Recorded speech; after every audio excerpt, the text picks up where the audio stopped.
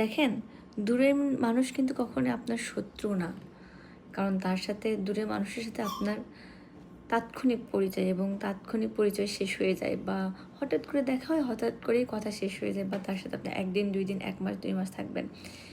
কাছের মানুষগুলোর সাথে তো আপনি মৃত্যুর আগ পর্যন্ত থাকবেন, আর এই মানুষগুলোই আপনাকে কষ্ট দেয়। তার মধ্যে কে কাকে বেশি কষ্ট দেয় জানেন?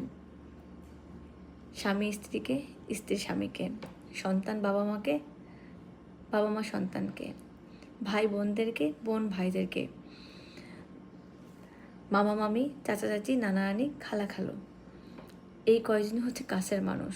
আর এই কয়জন ছাড়া কখনোই দূরের মানুষ আপনার শত্রু না। হ্যাঁ, কিছু দূরের মানুষ আপনার শত্রু হতে পারে, তারা আপনার প্রতিবেশী, অথবা তারা আপনার জমির অংশীদার হন।